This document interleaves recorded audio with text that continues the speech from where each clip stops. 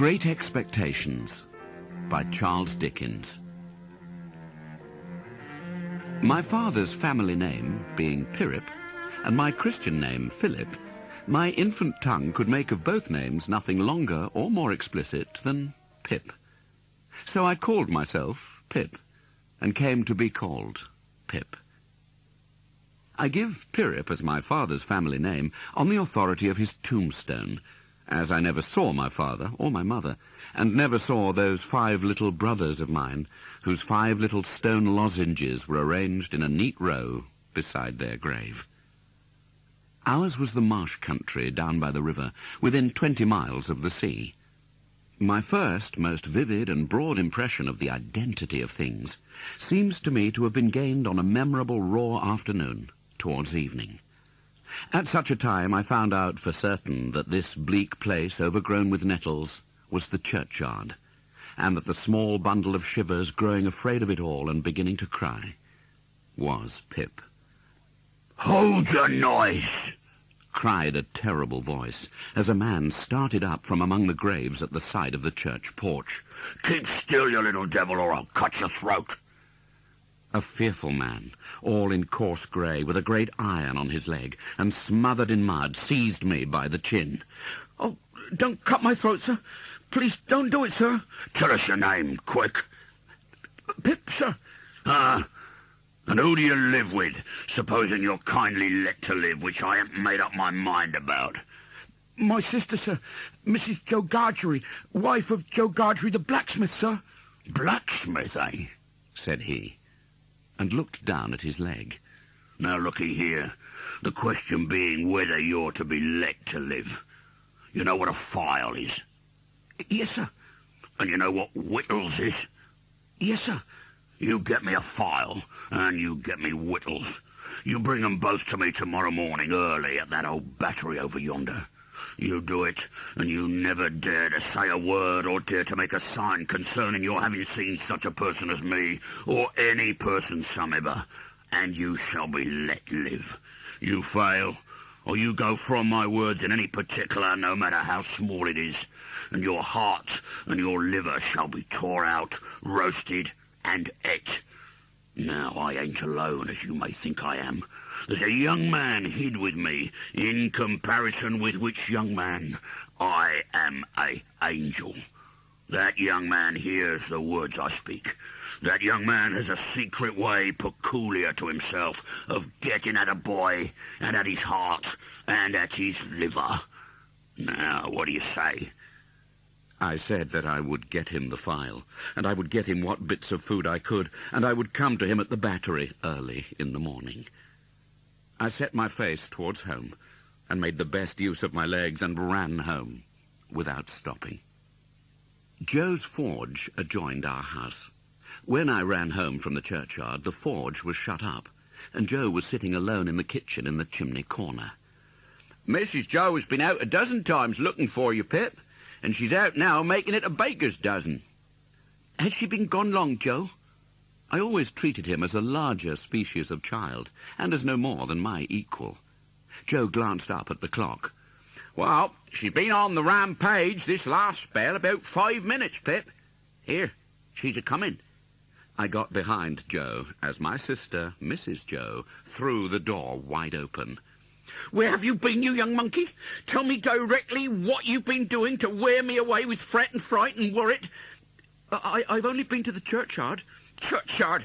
If it weren't for me, you'd have been to the churchyard long ago and stayed there. Who brought you up by hand?" "You did." "And why did I do it, I should like to know?" I whimpered. "I don't know." "I don't? I'd never do it again, I know that. I may truly say I've never had this apron of mine off since born you were. It's bad enough to be a blacksmith's wife and him a gargery without being your mother. Ha! Churchyard, indeed." And Mrs. Joe applied herself to set the tea things. That day was Christmas Eve, and when later I was taking a final warm in the chimney corner before being sent up to bed, there was suddenly a noise in the distance. "Hark! Was that great guns, Joe?" "Yeah, there's another convict off." "What does that mean, Joe?" Mrs. Joe, who always took explanations upon herself, said snappishly, "Escaped. Escaped prison ships right across the marshes. I wonder who's put into the prison ships and why they're put there, said I, in a general way and with quiet desperation. It was too much for Mrs. Joe, who immediately rose. I tell you what, young fellow, I didn't bring you up by hand to badger people's lives out. It would be blame to me and not praise if I had. People are put in the hulks because they murder and because they rob and forge and do all sorts of bad, and they always begin by asking questions. Now, you get along to bed. As soon as the great black velvet pall outside my little window was shot with grey, I got up and went downstairs. Every board upon the way and every crack in every board calling after me, "Stop, thief!" and "Get up, Mrs. Joe." In the pantry I stole some bread, some rind of cheese, about half a jar of mincemeat, some brandy from a stone bottle, which I decanted into a smaller glass bottle, and lastly, a beautiful round, compact pork pie. There was a door in the kitchen communicating with the forge. I unlocked and unbolted the door and got a file from among Joe's tools. Then I put the fastenings as I had found them, opened the door at which I had entered when I ran home last night, shut it, and ran for the misty marshes. The mist was heavier yet when I got out upon the marshes. I knew my way to the battery, and was very near that place when I saw the man sitting before me. His back was towards me, and he had his arms folded, and was nodding forward, heavy with sleep. I went forward and touched him on the shoulder. He instantly jumped up, and it was not the same man, but another man. And yet this man was dressed in coarse grey too, and had a great iron on his leg. He swore an oath at me, made a hit at me that missed me, and then ran into the mist. It's the young man, I thought, feeling my heart shoot as I identified him. I was soon at the battery after that, and there was the right man, hugging himself and limping to and fro, as if he had never all night left off hugging and limping, waiting for me. I opened my bundle and emptied my pockets. He was instantly handing mincemeat down his throat, only leaving off to take some of the liquor, staring distrustfully while he did so at the mist all round us. Pitying his desolation, and watching him as he gradually settled down upon the pie, I made bold to say, "I'm afraid you won't leave any of it for him." Leave any for him? Who's him? The young man that you spoke of, that was hid with you. Oh, him? Yes, he won't want no whittles. I thought he looked as if he did. The man stopped eating and regarded me with the keenest scrutiny and the greatest surprise. Looked? When? Just now. Where? Yonder. Over there, where I found him nodding asleep and thought it was you. He held me by the collar and stared at me.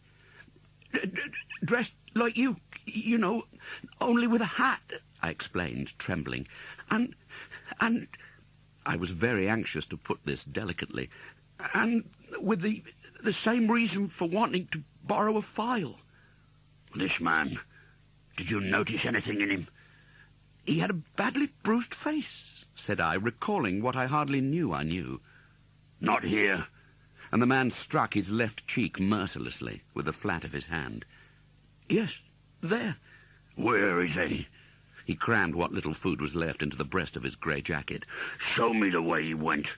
I'll put him down like a bloodhound. Curse this iron on my sore leg. Give us hold of the file, boy.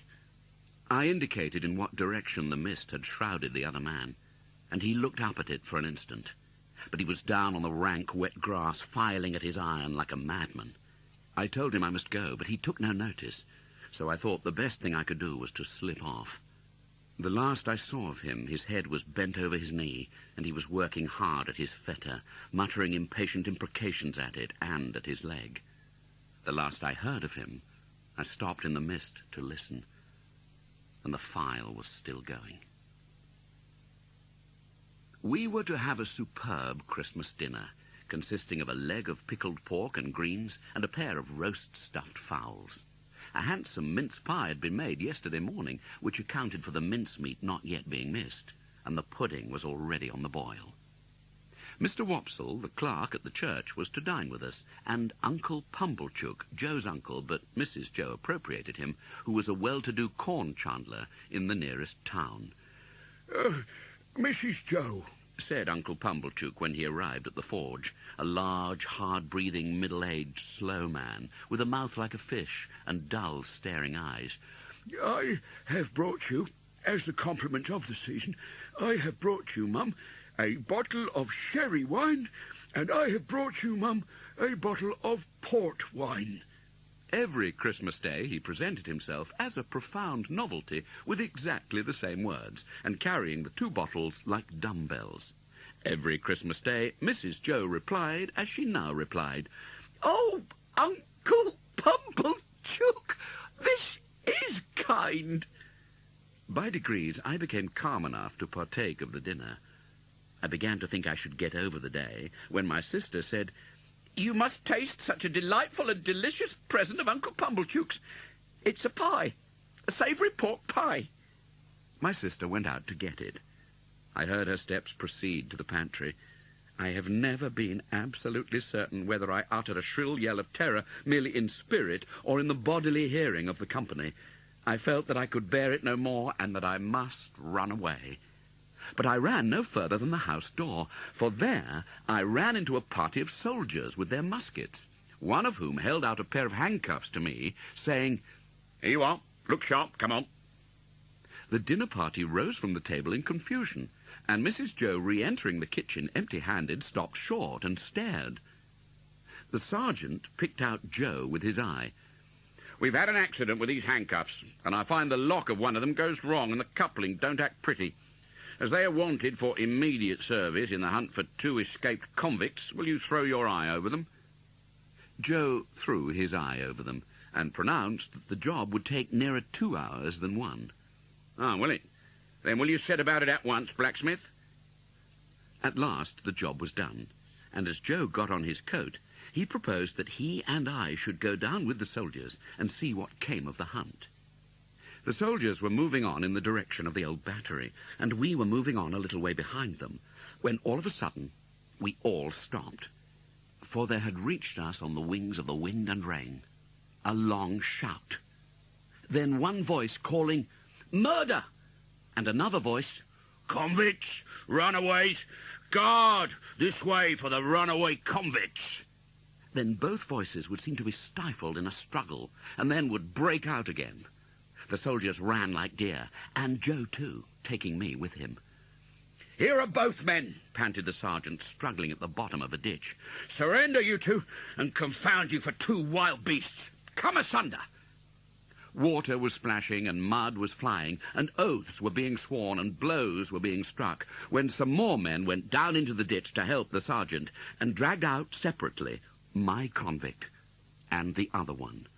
"Mind," said my convict, wiping blood from his face with his ragged sleeves, and shaking torn hair from his fingers. "I took him.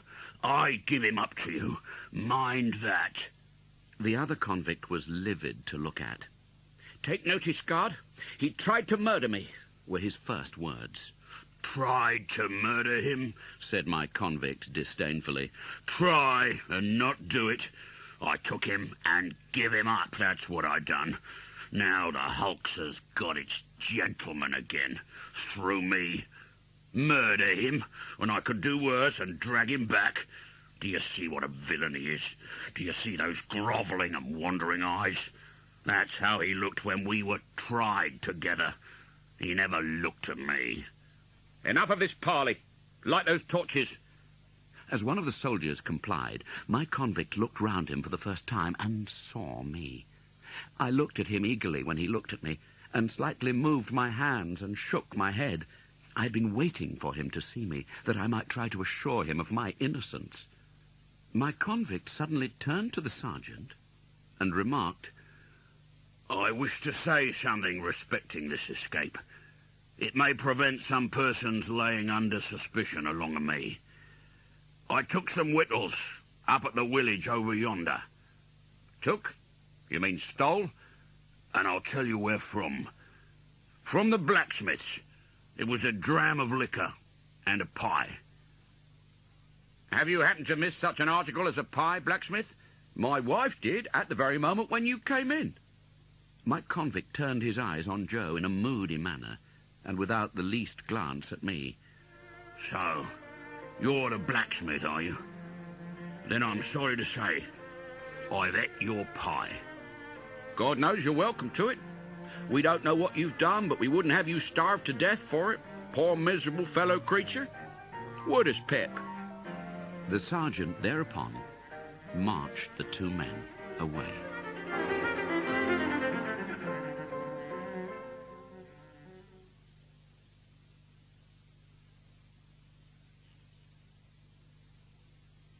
At the time when I stood in the churchyard reading the family tombstones, I had just enough learning to be able to spell them out. Biddy was Mr. Wopsle's great-aunt's granddaughter. I confess myself quite unequal to the working out of the problem what relation she was to Mr. Wopsle. She was an orphan, like myself. Like me, too, had been brought up by hand. It was by the help of Biddy that I struggled through the alphabet as if it had been a bramble bush, getting considerably worried and scratched by every letter.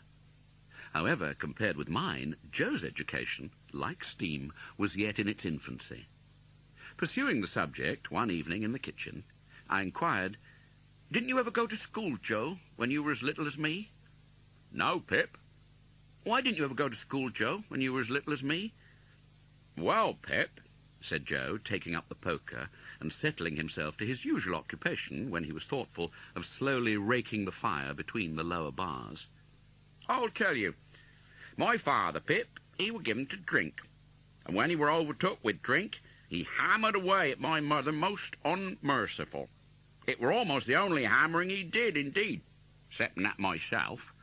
Consequence, my father didn't make objections to my going to work instead of learning. So I went to work at my present calling, which were his too, if he would have followed it. And I worked tolerable hard, I assure you, Pip. In time, I were able to keep him, and I kept him till he went off in a purple-leptic fit.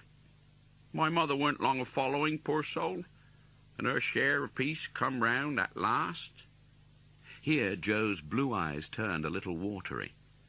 It were but lonesome then, living here alone, and I got acquainted with your sister.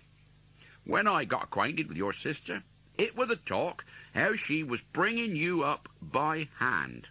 Very kind of her, too, all the folks said, and I said, along with all the folks.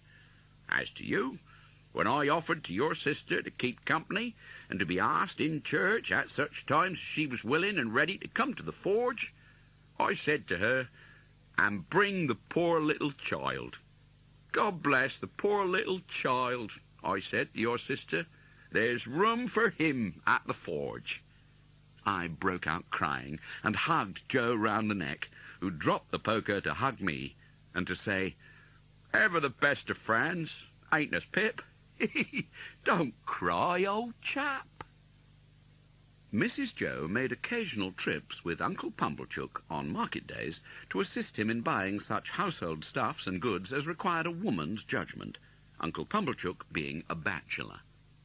It happened that my sister returned from one of these trips in a state of unusual excitement. "Now," said Mrs. Joe, "if this boy ain't grateful this night, he never will be." I looked as grateful as any boy possibly could, who was wholly uninformed why he ought to assume that expression. "It's only to be hoped that he won't be pomped." By this my sister meant pampered. "But I have my fears." She ain't in that line, Mum," said Mr. Pumblechook. "She knows better." She? I looked at Joe, making the motion with my lips and eyebrows. She? Joe looked at me, making the motion with his lips and eyebrows. She? My sister caught him in the act and said in her snappish way, "Well, what are you staring at? Is the house afire?" "Which some individual mentioned. She." "And she is a she, I suppose, unless you call Miss Havisham a he?" "Miss Havisham, uptown? Is there any Miss Havisham downtown? She wants this boy to go and play there." I had heard of Miss Havisham uptown. Everybody for miles around had heard of Miss Havisham uptown as an immensely rich and grim lady who lived in a large and dismal house barricaded against robbers and who led a life of seclusion. Well, to be sure. I wonder how she come to know Pip. Noodle. Who said she knew him? Which some individual mentioned that she wanted him to go and play there. And couldn't she ask Uncle Pumblechook if he knew of a boy to go and play there? Isn't it just barely possible that Uncle Pumblechook may be a tenant of hers, and that he may sometimes go there to pay his rent? And couldn't Uncle Pumblechook, being always considerate and thoughtful for us, then mention this boy? Good! Cried Uncle Pumblechook. Well put, prettily pointed, good indeed. Now, Joseph, you know the case. Uncle Pumblechook conducted me to Miss Havisham's the next morning. Miss Havisham's house was built of old brick and was dismal and had a great many iron bars to it. There was a courtyard in front, and that was barred, so we had to wait after ringing the bell until someone should come to open it. A young lady came across the courtyard with keys in her hand. This, said Mr. Pumblechook, is Pip. This is Pip, is it? Returned the young lady, who was very pretty and seemed very proud. Come in, Pip.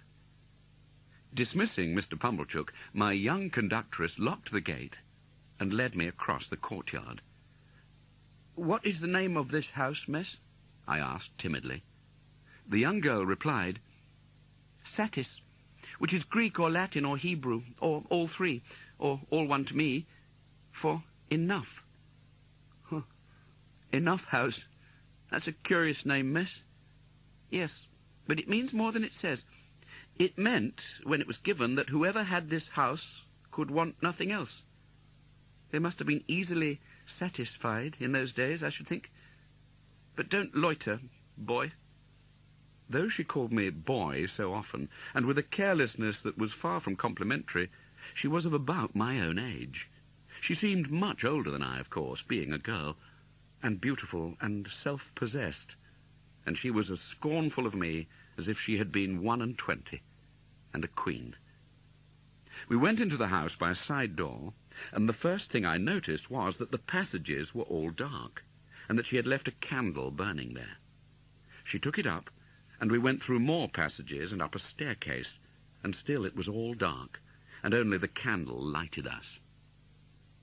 At last we came to the door of a room, and she said, Go in. Oh, after you, miss. Don't be ridiculous, boy. I'm not going in. And scornfully she walked away, taking the candle with her. This was very uncomfortable, and I was half afraid.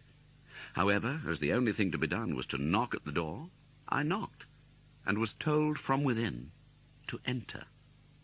I entered, therefore, and found myself in a pretty large room well lighted with wax candles. No glimpse of daylight was to be seen in it. It was a dressing room. Prominent in it was a fine dressing table. In an armchair, with an elbow resting on the table, and her head leaning on her hand, sat the strangest lady I have ever seen, or shall ever see. She was dressed in rich materials, satins and lace and silks, all of white. Her shoes were white, and she had a long white veil dependent from her hair, and she had bridal flowers in her hair, but her hair was white. Some bright jewels sparkled on her neck and on her hands, and some other jewels lay sparkling on the table. Dresses less splendid than the dress she wore, and half-packed trunks were scattered about. She had not quite finished dressing, for she had but one shoe on, the other was on the table near her hand. Her veil was but half arranged, her watch and chain were not put on, and some lace for her bosom lay with those trinkets, and with her handkerchief, and gloves, and some flowers, and a prayer book, all confusedly heaped about the looking-glass. But I saw that everything within my view which ought to be white had been white long ago, and had lost its lustre, and was faded and yellow. I saw that the bride within the bridal dress had withered like the dress, and like the flowers, and had no brightness left, but the brightness of her sunken eyes. I saw that the dress had been put upon the rounded figure of a young woman, and that the figure upon which it now hung loose had shrunk to skin and bone. The figure seemed to have dark eyes that moved and looked at me. I should have cried out if I could. "Who is it?" "Pip, Mum." "Pip?" "Mr. Pumblechook's boy, Mum. Come to play." "Come nearer. Let me look at you. Come close." It was when I stood before her, avoiding her eyes, that I saw that her watch had stopped at 20 minutes to 9, and that a clock in the room had also stopped at 20 minutes to 9. "Look at me. You are not afraid of a woman who has never seen the sun since you were born?" "No." "Do you know what I touch here?" she asked, laying her hands one upon the other on her left side. "Yes, Mum." "What do I touch?" "Your heart." "Broken!" She kept her hands there for a little while, and slowly took them away as if they were heavy. "I'm tired. I want diversion, and I have done with men and women. Play. I want to see some play." But I only stood looking at Miss Havisham, in what I suppose she took for a dogged manner, inasmuch as she said, "Are you sullen and obstinate?" "No, Mum. I'm very sorry for you. I'm very sorry I can't play just now. If you complain of me, I shall get into trouble with my sister, so I would do it if I could. But it's so new here, and so strange, and so fine, and melancholy." I stopped, fearing I might say too much. Before she spoke again, she turned her eyes from me and looked at the dress she wore, and at the dressing table, and finally at herself in the looking-glass. "So new to him, so old to me, so strange to him, so familiar to me, so melancholy to both of us. Call Estella. You can do that. Call Estella at the door." She answered at last, and her light came along the dark passage like a star. "My dear, let me see you play cards with this boy." "With this boy? Why, he is a common labouring boy." "Well, you can break his heart." "What do you play, boy?" "Oh, nothing but beggar my neighbour, miss." "Beggar him," said Miss Havisham to Estella. So we sat down to cards. Miss Havisham sat corpse-like as we played. "He calls the knaves jacks, this boy," said Estella with disdain, before our first game was out. "And what coarse hands he has, and what thick boots." I had never thought of being ashamed of my hands before, but I began to consider them a very indifferent pair. Her contempt for me was so strong that it became infectious, and I caught it. "You say nothing of her," remarked Miss Havisham to me as she looked on. "She says many hard things of you, but you say nothing of her. What do you think of her?" I don't like to say." "Tell me in my ear." "I think she is very proud." "Anything else?" "I think she is very pretty." "Anything else?" "I think she is very insulting." "Anything else?" "I think I should like to go home." "And never see her again, though she is so pretty?" "I am not sure that I shouldn't like to see her again, but I should like to go home now." "You shall go soon. Play the game out." I played the game to an end with Estella, and she beggared me. She threw the cards down on the table when she had won them all, as if she despised them for having been won of me. Miss Havisham said, "When shall I have you here again? Let me think." I was beginning to remind her that today was Wednesday when she checked me. There, I know nothing of days of the week. I know nothing of weeks of the year. Come again after 6 days, you hear?" "Yes, Mum." "Estella, take him down." I followed the candle down as I had followed the candle up. Estella let me out with her keys. She gave me a triumphant glance, as if she rejoiced that my hands were so coarse and my boots were so thick, and she opened the gate and stood holding it. I was passing out without looking at her, when she touched me with a taunting hand. "Why don't you cry?" "Because I don't want to." "You do. You are near crying now." She laughed contemptuously, pushed me out, and locked the gate upon me. At the appointed day, I returned to Miss Havisham's, and my hesitating ring at the gate again brought out Estella. As we were going with our candle along the dark passage, Estella stopped all of a sudden, and facing round, said in her taunting manner, with her face quite close to mine, "Well?" "Well, miss?" "Am I pretty?" "Yes, I think you are very pretty." "Am I insulting?" "Not so much as you were last time." "Not so much so?" "No." She slapped my face when I answered. "Now? You little coarse monster, what do you think of me now?" "I shall not tell you." "Because you are going to tell upstairs, is that it?"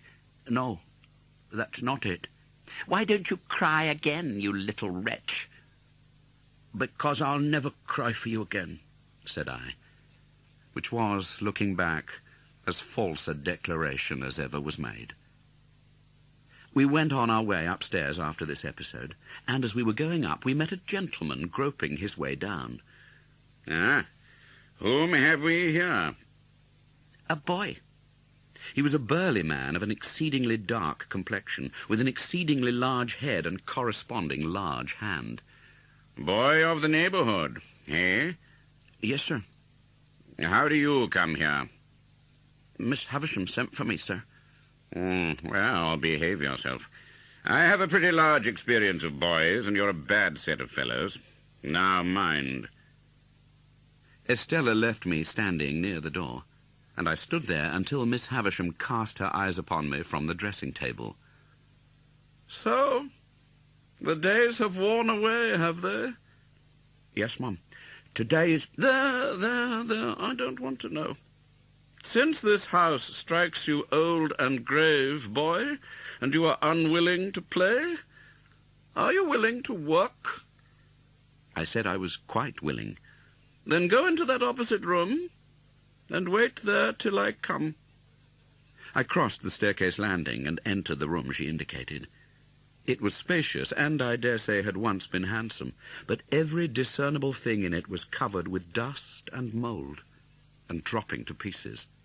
The most prominent object was a long table with a tablecloth spread on it, as if a feast had been in preparation when the house and the clocks all stopped together. A centrepiece of some kind was in the middle of this cloth. It was so heavily overhung with cobwebs that its form was quite undistinguishable. And as I looked along the yellow expanse, out of which I remember it seeming to grow, like a black fungus, I saw speckled-legged spiders with blotchy bodies running in and out of it. I was watching them from a distance when Miss Havisham laid a hand upon my shoulder. In her other hand she had a crutch-headed stick on which she leaned, and she looked like the witch of the place. She pointed to the long table with her stick. "This is where I will be laid when I am dead." I shrank under her touch. Again, pointing with her stick, she asked me, "What do you think that is? That where those cobwebs are?" "I can't guess what it is, Mum." "It's a great cake.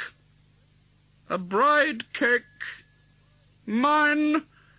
She looked all round the room in a glaring manner, and then said, leaning on me while her hand twitched my shoulder, Come, walk me."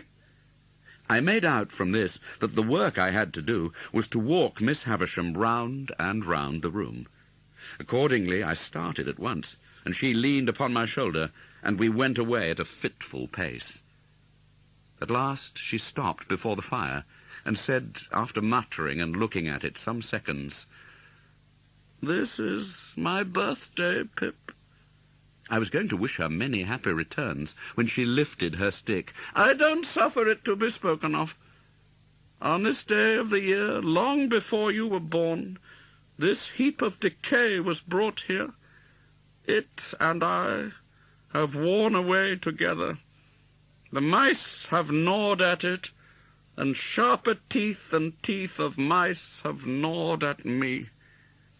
When the ruin is complete, and when they lay me dead in my bride's dress on the bride's table, which shall be done and which will be the finished curse upon him, so much the better if it is done on this day. She stood there, looking at the table as if she already saw her own figure lying there. I remained quiet. Estella returned, and she too remained quiet.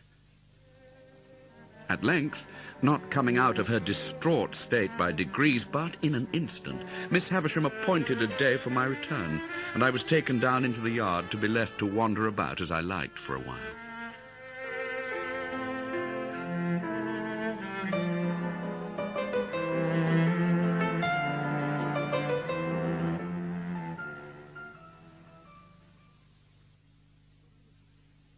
When I had exhausted the garden, and a greenhouse with nothing in it but a fallen-down grapevine and some bottles, I found myself, to my great surprise, exchanging a broad stare with a pale young gentleman, who said, "Hello, young fellow." I said, "Hello," politely omitting young fellow. "Who let you in?" "Miss Estella." "Who gave you leave to prowl about?" "Miss Estella." "Come and fight." My heart failed me when I saw him squaring at me with every demonstration of mechanical nicety, and eyeing my anatomy as if he were minutely choosing his bone. I never have been so surprised in my life as I was when I let out the first blow and saw him lying on his back, looking up at me with a bloody nose and his face exceedingly foreshortened. But he was on his feet directly, and after sponging himself with a great show of dexterity, began squaring again. His spirit inspired me with great respect. He seemed to have no strength, and he never once hit me hard, and he was always knocked down, but he would be up again in a moment, sponging himself or drinking out of his water bottle. He got heavily bruised, but he came up again and again and again, until at last he got a bad fall with the back of his head against the wall. Even after that crisis in our affairs, he got up and turned round and round confusedly a few times, not knowing where he was, but finally went on his knees to his sponge and threw it up, at the same time panting out, "That means you have won." I said, "Can I help you?" And he said, "No, thank ye." And I said, "Good afternoon." And he said, "Same to you." When I got into the courtyard, I found Estella waiting with the keys. But she neither asked me where I had been, nor why I had kept her waiting. And there was a bright flush upon her face, as though something had happened to delight her. Instead of going straight to the gate, she stepped into the passage and beckoned me. "Come here. You may kiss me, if you like." I kissed her cheek as she turned it to me. I think I would have gone through a great deal to kiss her cheek. But I felt that the kiss was given to the coarse common boy as a piece of money might have been, and that it was worth nothing. When I next returned to Satis' house, my late struggle was not alluded to in any way, and no pale young gentleman was to be discovered on the premises. On my visits, Estella was always about, and always let me in and out, but never told me I might kiss her again. We went on in this way for a long time, and it seemed likely that we should continue to go on in this way for a long time, when one day Miss Havisham stopped short as she and I were walking, she leaning on my shoulder, and said, with some displeasure, "You are growing tall, Pip." I thought it best to hint through the medium of a meditative look that this might be occasioned by circumstances over which I had no control. "Tell me the name again of that blacksmith of yours." "Joe Gargery, Mum." "Meaning the master you were to be apprenticed to?" "Yes, Miss Havisham." "Then you had better be apprenticed at once." It is a most miserable thing to feel ashamed of home, but after my time spent at Satis house, it was what I felt. Home had never been a very pleasant place to me because of my sister's temper, but Joe had sanctified it, and I had believed in it. I had believed in the forge as the glowing road to manhood and independence. Within a single year, all this was changed. Now it was all coarse and common, and I would not have had Miss Havisham and Estella see it on any account. Now Joe kept a journeyman at weekly wages, whose name was Orlick. He lodged at a sluice-keeper's out on the marshes, and on working days would come slouching from his hermitage, with his hands in his pockets, and his dinner loosely tied in a bundle round his neck. This morose journeyman had never any liking for me. When I became Joe's apprentice, Orlick was perhaps confirmed in some suspicion that I should displace him, howbeit he liked me still less. Orlick was at work and present one day when I reminded Joe of my half-holiday. "Now, master, sure you're not going to favour only one of us. If young Pip has a half-holiday, do as much for old Orlick." I suppose he was about 25, but he usually spoke of himself as an ancient person. "Why, what'll you do with a half-holiday if I give it?" "What'll I do with it? What'll he do with it? I'll do as much with it as him," said Orlick. "As to Pip, he's going uptown," said Joe. "Well then, as to old Orlick, he's going uptown. Two can go uptown. 'Tain't only one what can go uptown. Don't lose your temper. Shall if I like. Some and they're uptowning. Now, master, come, no favouring in this shop. Be a man." Joe pondered this and said, "Well then, as in general you stick to your work as well as most men, let it be a half-holiday for all." My sister had been standing silent in the yard within hearing. She was a most unscrupulous spy and listener, and she instantly looked in at one of the windows. "You fool, giving holidays to great idle hulkers like that." Before Joe could answer, the journeyman growled, "You're a foul shrew, Mother Gargery." "What did you say? What did you say? What did that fellow Orlick say to me, Pip? What did he call me with my husband standing by? Oh!" What could the wretched Joe do now but stand up to his journeyman and ask him what he meant by interfering betwixt himself and Mrs. Joe, and further whether he was man enough to come on. They went at one another like two giants. But if any man in that neighbourhood could stand up long against Joe, I never saw the man.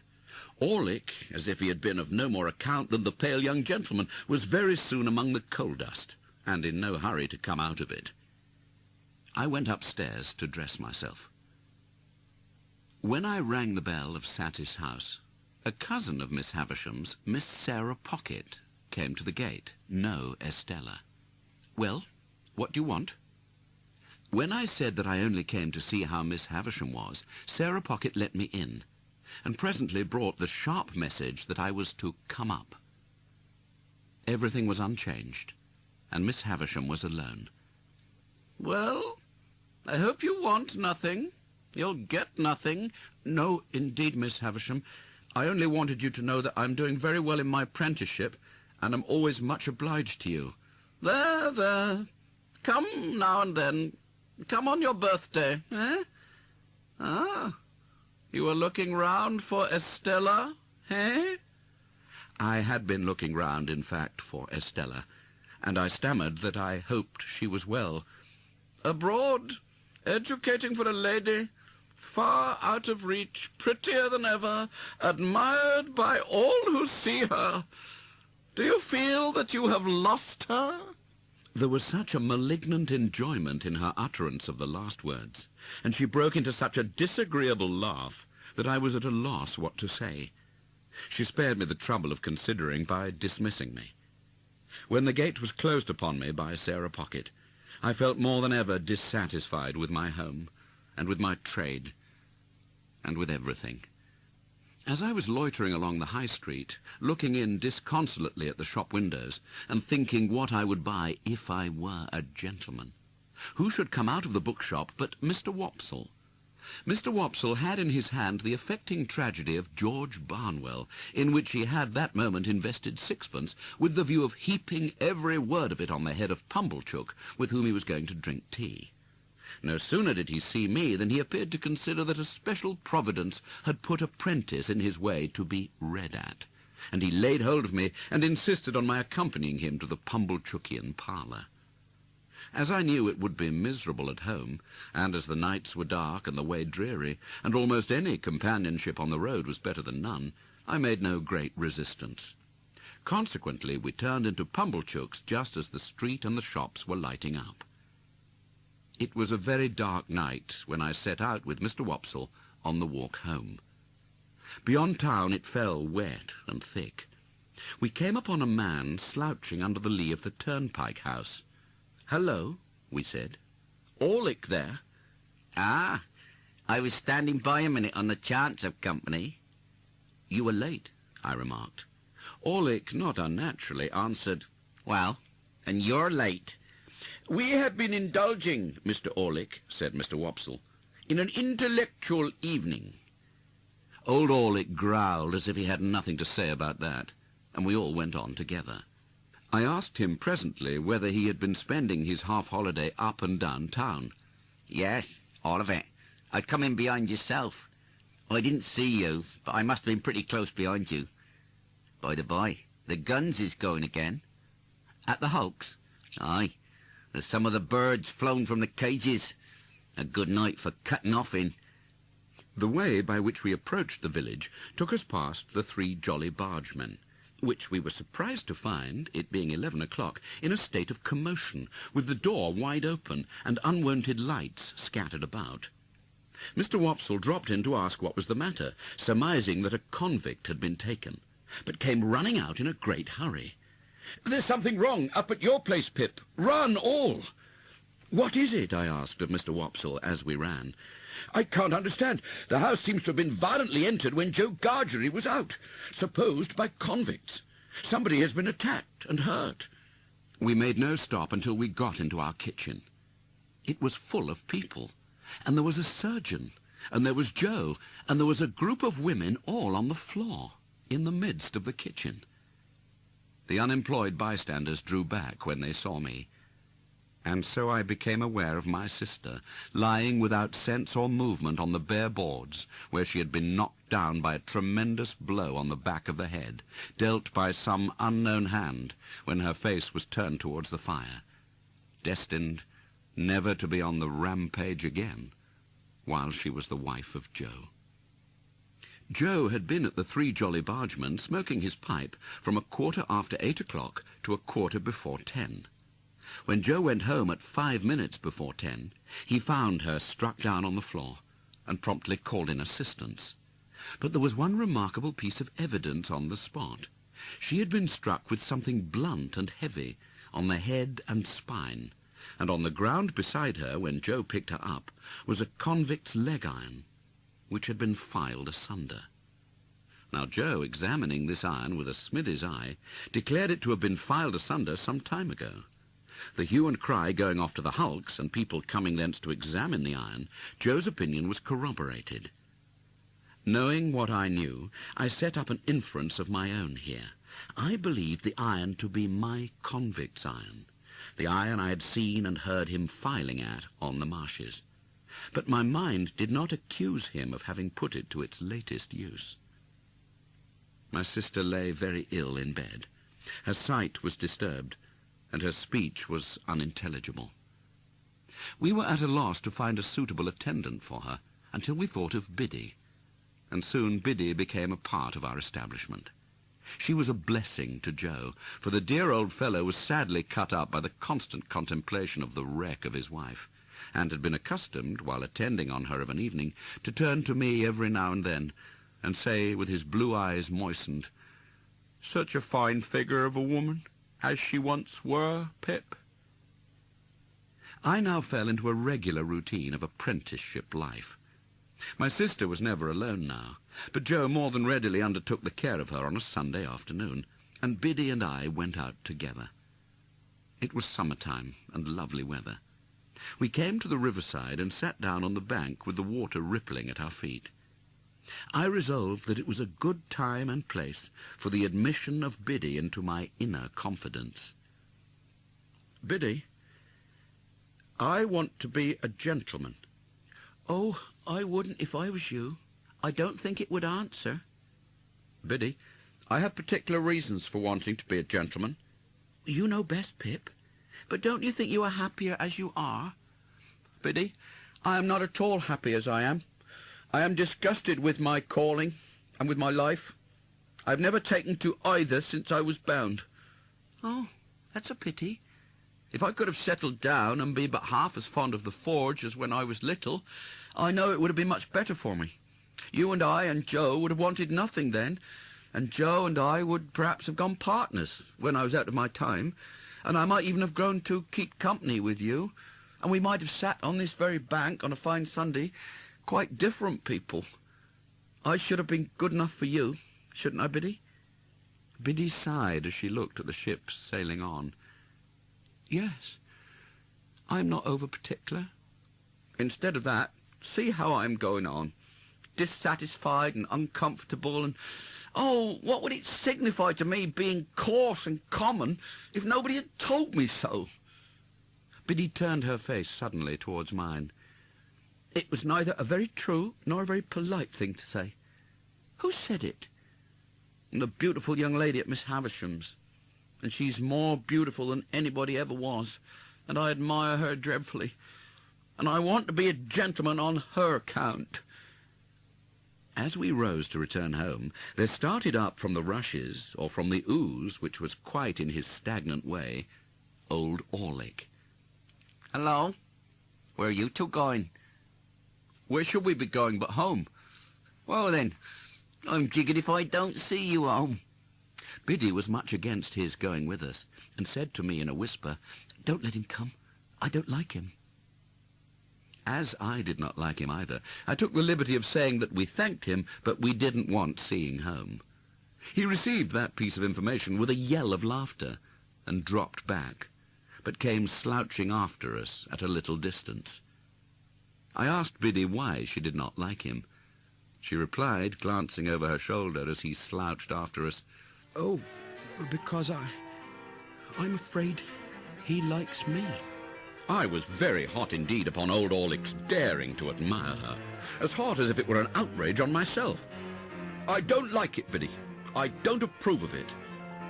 "Nor I neither, though that makes no difference to you."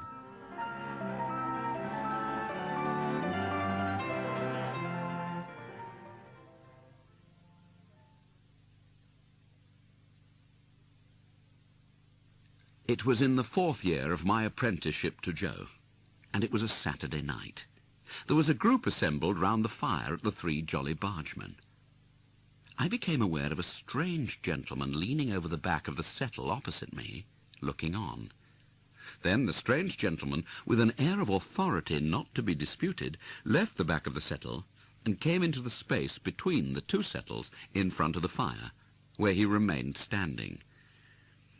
"From information I have received, I have reason to believe there is a blacksmith among you by name Joseph or Joe Gargery. Which is the man?" Joe answered, "Here is the man." The strange gentleman beckoned him out of his place, and Joe went. "You have an apprentice, commonly known as Pip. Is he here?" "I'm here." The stranger did not recognize me, but I recognized him as the gentleman I had met on the stairs on the occasion of my second visit to Miss Havisham. "I wish to have a private conference with you two. It will take a little time. Perhaps we had better go to your place of residence." Amidst a wondering silence, we three walked out of the Jolly Bargemen, and in a wondering silence walked home. Our conference was held in the state parlour, which was feebly lighted by one candle. "My name is Jaggers, and I am a lawyer in London. Now, Joseph Gargery, I am the bearer of an offer to relieve you of this young fellow, your apprentice.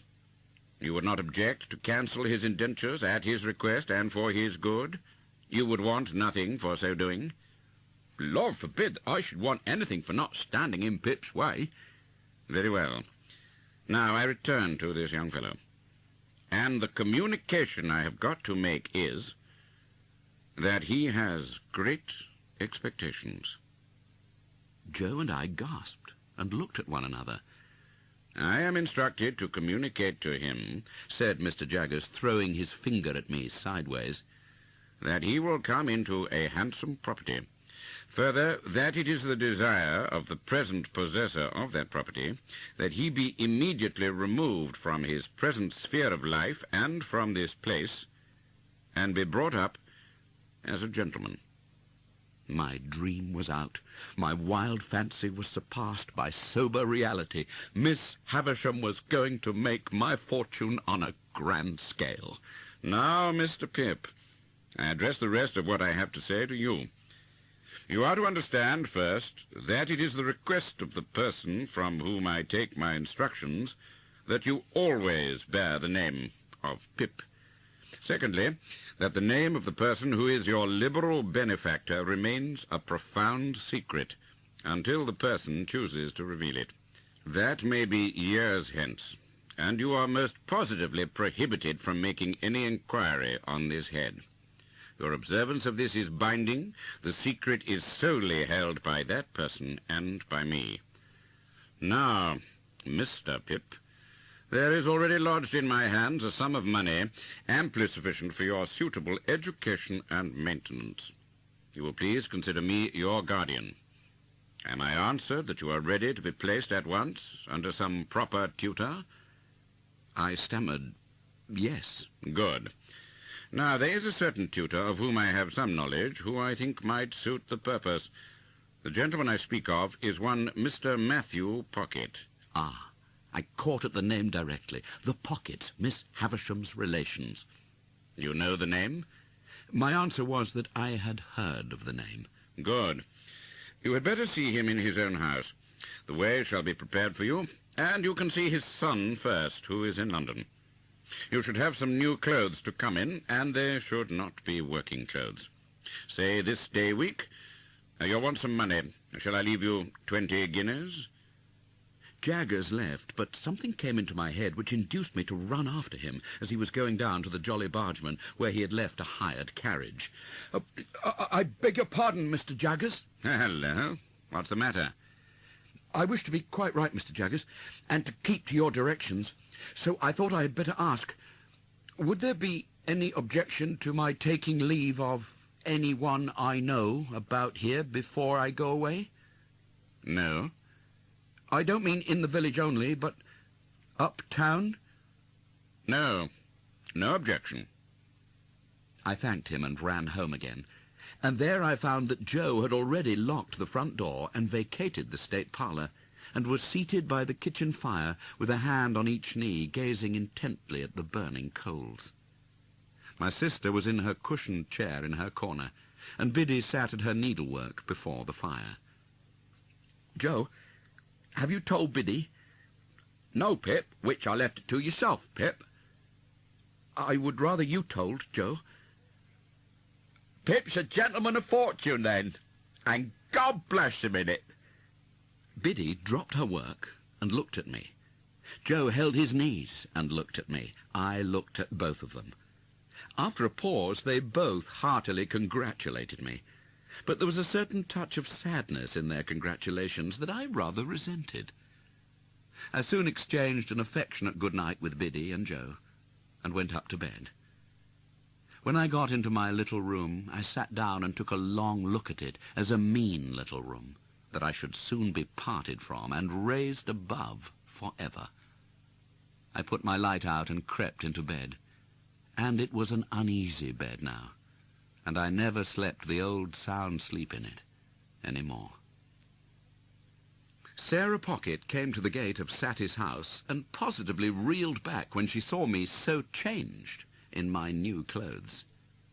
You? Good gracious! What do you want? I am going to London, Miss Pocket, and I want to say good-bye to Miss Havisham. Miss Havisham was taking exercise in the room with the long spread table, leaning on her crutch stick.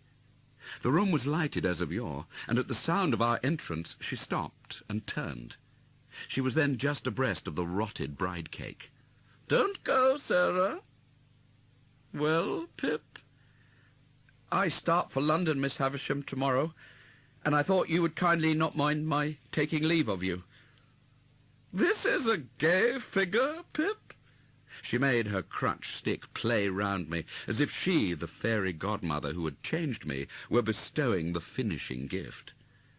"I have come into such good fortune since I saw you last, Miss Havisham, and I am so grateful for it, Miss Havisham." She looked at the discomfited and envious Sarah with delight. "I have seen Mr. Jaggers. I have heard about it, Pip. So you go tomorrow?" "Yes, Miss Havisham." "And you are adopted by a rich person?" "Yes, Miss Havisham." "Not named?" "No, Miss Havisham." "And Mr. Jaggers is made your guardian?" "Yes, Miss Havisham." She quite gloated on these questions and answers, so keen was her enjoyment of Sarah Pocket's jealous dismay. "Well, you have a promising career before you. Be good, deserve it, and abide by Mr. Jaggers' instructions." She looked at me and looked at Sarah, and Sarah's countenance wrung out of her watchful face a cruel smile. "Goodbye, Pip. You will always keep the name of Pip, you know." "Yes, Miss Havisham." "Goodbye, Pip." She stretched out her hand, and I went down on my knee and put it to my lips. She looked at Sarah Pocket with triumph in her weird eyes. And so I left my fairy godmother, with both her hands on her crutch stick, standing in the midst of the dimly lighted room, beside the rotten bride cake that was hidden in cobwebs. As the evenings had dwindled away, I had become more and more appreciative of the society of Joe and Biddy. On this last evening, I dressed myself out in my new clothes for their delight, and sat in my splendour until bedtime. We were all very low, and none the higher for pretending to be in spirits. I was to leave our village at 5 in the morning, carrying my little hand portmanteau, and I had told Joe that I wished to walk away all alone. It was a hurried breakfast with no taste in it. I got up from the meal, saying with a sort of briskness, as if it had only just occurred to me, "Well, I suppose I must be off." And then I kissed my sister, who was laughing and nodding and shaking in her usual chair, and kissed Biddy, and threw my arms around Joe's neck. Then I took up my little portmanteau and walked out. The last I saw of them was when, looking back, I saw dear old Joe waving his strong right arm above his head, and Biddy putting her apron to her face. I walked away at a good pace, thinking it was easier to go than I had supposed it would be. I whistled and made nothing of going. But the village was very peaceful and quiet, and the light mists were solemnly rising, as if to show me the world, and I had been so innocent and little there, and all beyond was so unknown and great, that in a moment, with a strong heave and sob, I broke into tears. I was better after I had cried than before, more sorry, more aware of my own ingratitude, more gentle. If I had cried before, I should have had Joe with me then. The journey from our town to the metropolis was a journey of about 5 hours. Mr. Jaggers had duly sent me his address. It was Little Britain, just out of Smithfield.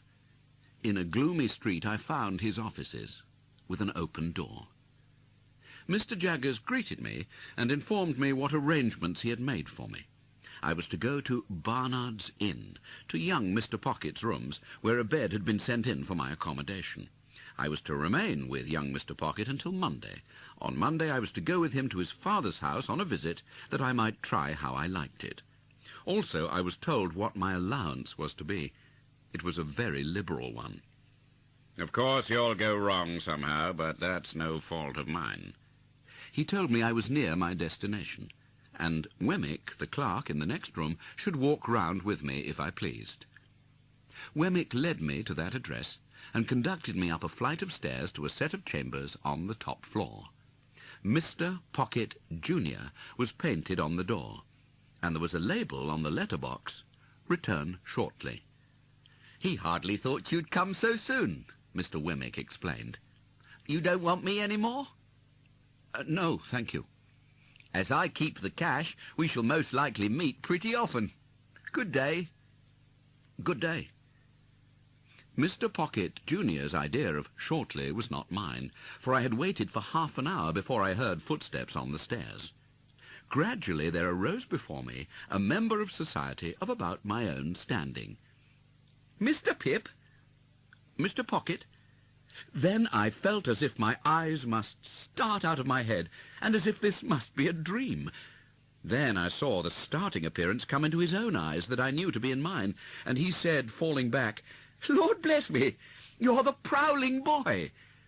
And you are the pale young gentleman." The pale young gentleman and I stood contemplating one another until we both burst out laughing. "The idea of its being you! The idea of its being you! Pray come in," said Mr. Pocket, Jr., and he led the way. And then we contemplated one another afresh, and laughed again. "Well, you hadn't come into your good fortune at that time." "No." "No, I heard it had happened very lately. I was rather on the lookout for good fortune then." "Indeed?" "Oh, yes. Miss Havisham had sent for me, since my father was her cousin, to see if she could take a fancy to me. But she couldn't. She had sent for me on a trial visit, and if I had come out of it successfully, I suppose I should have been provided for. Perhaps I should have been, what you may call it, to Estella." "What's that?" "Betrothed, engaged, what's his name, any word of that sort." "How did you bear your disappointment?" "Pooh, I didn't care much for it. She's a Tartar." "What, Miss Havisham?" "I don't say no to that, but I meant Estella. That girl has been brought up by Miss Havisham to wreak revenge on all the male sex." "What relationship is she to Miss Havisham?" "None, only adopted." "Why should she wreak revenge on all the male sex?" "What revenge?" "Lord, Mr. Pip, don't you know?" "No." "Dear me, it's quite a story, and shall be saved till dinner time." Over our dinner, the young Mr. Pocket said, "Will you do me the favour to begin at once to call me by my Christian name, Herbert?" I thanked him and said I would. I informed him, in exchange, that my Christian name was Philip. I don't take to Philip. I tell you what I should like. We are so harmonious, and you have been a blacksmith. Would you mind it?" "I shouldn't mind anything that you propose, but I don't understand you." "Would you mind Handel for a familiar name? There's a charming piece of music by Handel called The Harmonious Blacksmith." "I should like it very much." It was a nice little dinner, seemed to me then a very Lord Mayor's feast, and it acquired additional relish from being eaten under those independent circumstances, with no old people by, and with London all around us. We had made some progress when I reminded Herbert of his promise to tell me about Miss Havisham. "Oh, true. I'll redeem it at once. Her father was a country gentleman down in your part of the world, and was a brewer. Mr. Havisham was very rich and very proud. So was his daughter." "Miss Havisham was an only child?" "No, she had a half-brother. Her father privately married again, his cook, I rather think. As the son grew a young man, he turned out riotous, extravagant, undutiful, altogether bad. At last his father disinherited him, but he softened when he was dying, and left him well off, though not nearly so well off as Miss Havisham. She was now an heiress, and you may suppose was looked after as a great match. There appeared upon the scene a certain man who made love to Miss Havisham. Well, this man pursued her closely, and professed to be devoted to her, and she passionately loved him. He practised on her affection in such a systematic way that he got great sums of money from her, and he induced her to buy her brother out of a share in the brewery, which had been left him by his father, at an immense price, on the plea that when he was her husband, he must hold and manage it all. Your guardian was not at that time in Miss Havisham's counsels, and she was too haughty and too much in love to be advised by anyone. Her relations were poor and scheming, with the exception of my father. He was poor enough, but not time-serving or jealous. The only independent one among them, he warned her that she was doing too much for this man and was placing herself too unreservedly in his power. She took the first opportunity of angrily ordering my father out of the house, and my father's never seen her since. So, the marriage day was fixed, the wedding dresses were bought, the wedding tour was planned out, the wedding guests were invited. The day came, but not the bridegroom. He wrote her a letter, which she received when she was dressing for her marriage, at 20 minutes to 9, at the hour and minute at which she afterwards stopped all the clocks. When she learned that he broke the marriage off, she laid the whole place waste, as you have seen it, and she has never since looked upon the light of day. Is that all the story? All I know of it, except to say that it's been supposed that the man to whom she gave her misplaced confidence acted throughout in concert with her half-brother, that it was a conspiracy between them, and they shared the profits. What became of the two men? Are they alive now? I don't know. We were very gay and sociable that night, and I asked Herbert in the course of conversation what he was. He replied, "A capitalist, an insurer of ships in the city." Quite overpowered by the magnificence of this occupation, I asked him where the ships he insured mostly traded to at present. I haven't begun insuring yet. I am looking about me." On the Monday morning, Herbert escorted me to Hammersmith, where lay the senior Mr. Pocket's house. Mr. Pocket took me into the house and showed me my room. He then knocked at the doors of two other similar rooms and introduced me to their occupants by name Drummle and Startop. It occurred to me that if I could also retain a bedroom in Barnard's Inn, my life would be agreeably varied, while my manners would be none the worse for Herbert's society. Bentley Drummle did not take up my acquaintance in an agreeable spirit. Heavy in figure, movement, and comprehension, he was idle, proud, niggardly, reserved, and suspicious. Startop had been spoilt by a weak mother and kept at home when he ought to have been at school, but he was devotedly attached to her and admired her beyond measure, and had himself a woman's delicacy of feature. It was but natural that I should take to him much more kindly than to Drummle. These were the surroundings among which I settled down and applied myself to my education.